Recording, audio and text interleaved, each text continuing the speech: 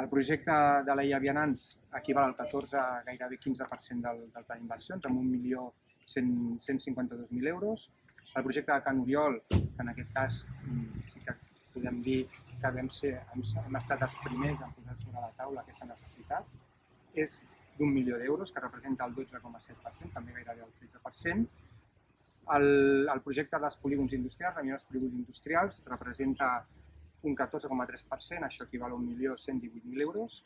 I després també el projecte que ara s'ha definit i se li ha donat un nom, que és el projecte de barris, una inversió directa en els barris, que puja a 865.000 euros, que representa l'11%.